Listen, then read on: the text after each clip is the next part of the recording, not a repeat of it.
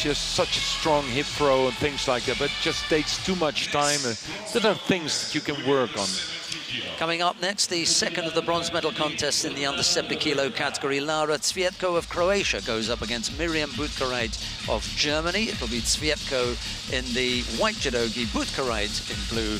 The referee in the middle for this one is Ganbold Nyamsogt of Mongolia.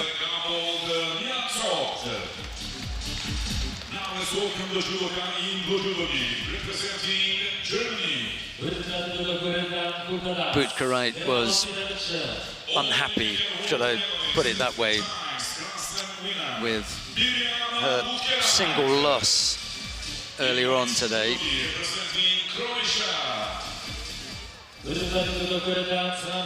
She lost in the semi-final to Australia's Eva Coughlin. Yeah, and it's in some sort of same way as Sanne van Dijken lost against Coughlin. We will see in the final with Tanaka. It will be a different ball game, probably. But you don't have so much time. If you need like seconds to get your right grip, if you have the grip. And that was already years ago. My dad was my coach, of course. He said, when you have the grip, then you have to attack. Because you don't get so much time. If the other one feels, okay, well, I'm now in trouble, he's going to attack himself. If you wait for it, then you're too late. And that was, I think, the biggest problem in the semi-final from BUTKEREIT. Every time when she had the right grip, Coughlin was jumping underneath with the Kouchigari, with the shoulder throw. And then you get frustrated. And you're putting more energy and try to grab your opponent harder. But you know, if you have the grip, that's what the Japanese do. Japanese can work for 2 or 3 minutes to get the grip they want. If they have the grip, they come in with a big throw. CVJETKO lost out to Margit de Voogd of the Netherlands and then ended up in the repechage contest against Clémence Aimé of France.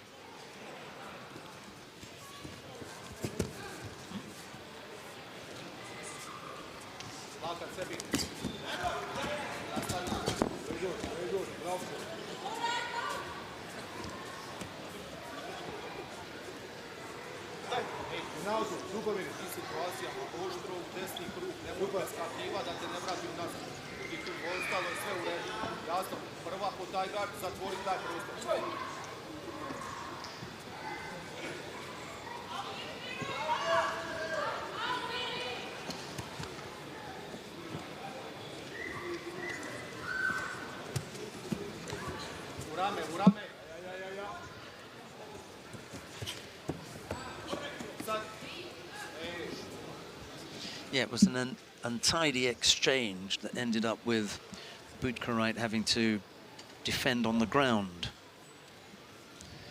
Just a couple of little things that you see where they're not as sharp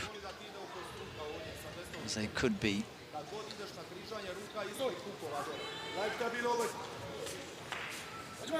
She's ended up with a Shido for bailing out of that last arm exchange. Just felt uncomfortable with the pressure from CVJETKO, and then she just dropped to her knees.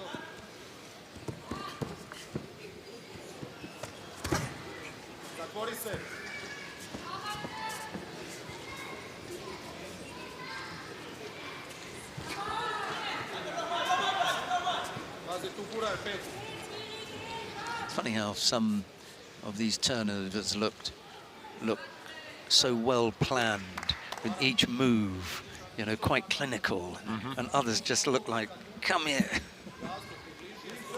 Yeah, well, I had that already in the golden score after the competition, of course, when you speak to a few of those players, and then you ask, like, because we're watching it, we're doing we're analyzing the things they do, and sometimes she asks like, yeah, and what's the plan because you did this and that, and you want to say, nah, I just go on and I'll do whatever comes in mind. Okay. Well, I thought there was a plan. Yeah, to throw the other one. Sometimes to keep it stupid simple can help as well. You can over-analyze everything.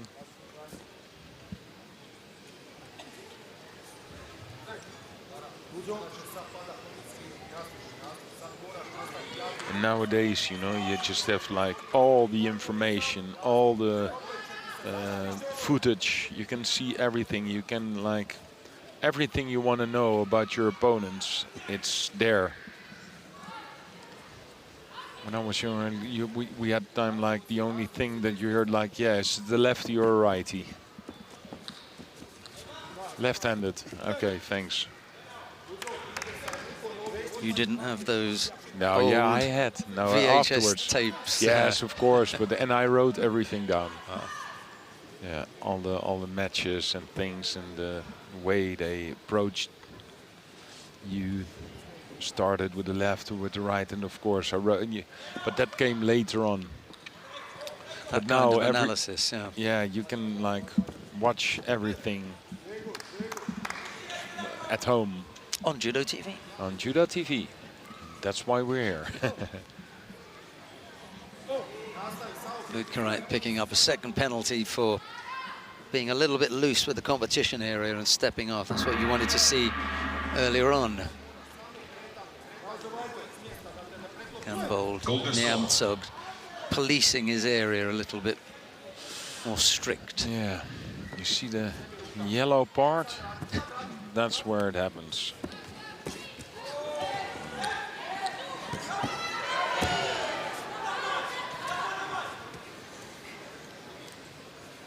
So you're playing catch up when you don't at first set things up well, and then you try and execute that turn. Yeah, I just want to say, like a lot of spectator, or how do you say it? Yeah, but no effort, yeah. Nothing. You know, yeah. A lot of effort, but no result. No, yeah. There's no need for that. No, and it's. Yeah, I'm sorry for you.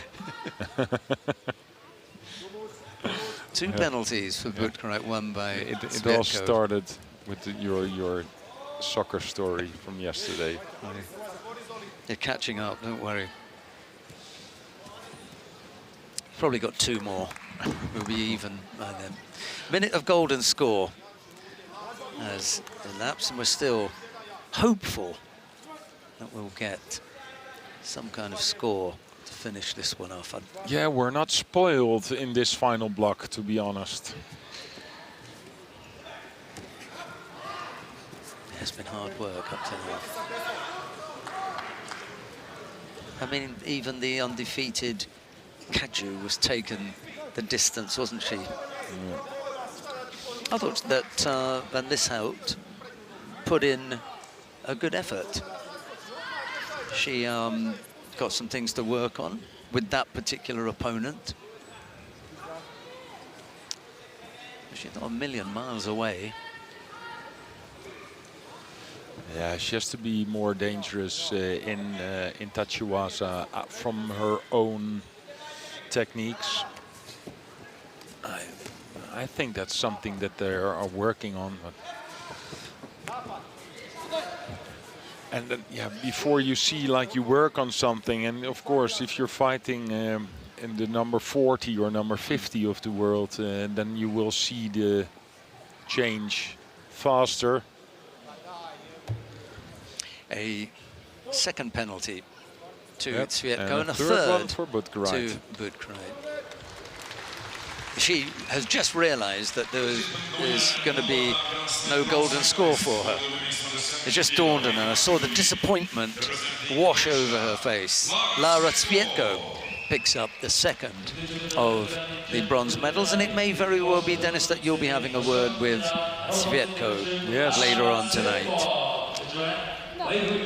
They make it kind of extra, how did you say it, exciting just to give that second roll first and then afterwards that third roll. Like you build up the suspense. Yes, build up the suspense.